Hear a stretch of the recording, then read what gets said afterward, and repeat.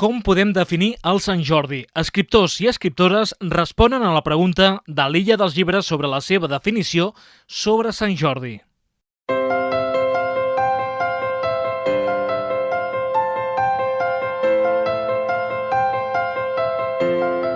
Care Santos. Nostra, festa, vols més? Meravella. Empar Moliner. Alegria. Alegria i miracle, miracle també. Carlos Zanon. Llibre i il·lusió. Martí Gironell. Il·lusió.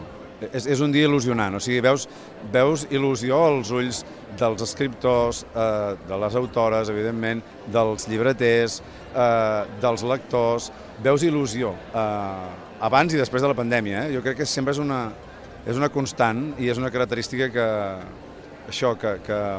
surt, que amara tot aquest dia, no? Il·lusió. Hi ha sempre il·lusió, trempera, saps? Ganes, no sé, és efervescència, sempre en aquest... tirant cap amunt, no? Però sí, resumint-ho, il·lusió. Carlota Gurt. Amor i llibres, no? Amor i llibres serien dues paraules. Colla Valls. L'alegria del coneixement. Imma Monzó. Home, un gran invent, un gran èxit de màrqueting, claríssimament, on es compten molt els lectors i els llibres venuts. Sabem que això no és el que fa la literatura i el que d'alguna manera el que necessita la literatura per créixer, però bueno, també hi pot ajudar, és a dir, sempre que qualsevol fenomen de masses atreu algú a saber el que és el llibre, sigui perquè li regalen, sigui perquè decideix submergir-se en una història pel motiu que sigui, doncs és benvingut. Javier Castillo. Fiesta absoluta. Eva Baltasar. Miracle. Ja està. Joan Sala. La millor festa del món. Gemma Lienas.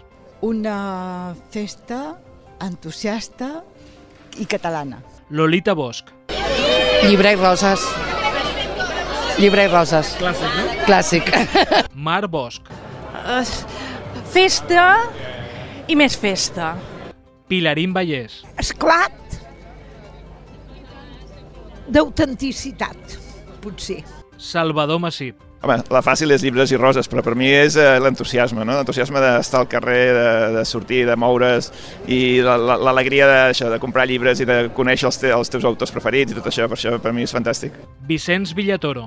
Carrer i això, i diversitat, és a dir, el que jo he viscut en aquests 40 anys és que la presència del carrer és el centre, tot l'altre és circumstancial i que això s'ha diversificat d'una manera extraordinària, en tots els sentits, estètic, conceptual, i per tant, si s'ha diversificat és que s'ha fet més gros. Santiago Posteguillo.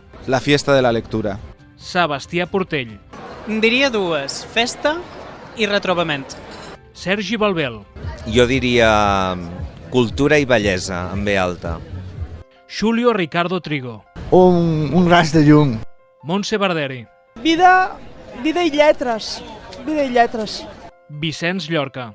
Jo diria civilitat, amb aquesta paraula que els agradava als noucentistes, i amor, perquè és un moment en què la gent també expressa els seus sentiments, i això m'agrada molt, que molta gent decideix que el llibre i les roses són símbols dels seus sentiments.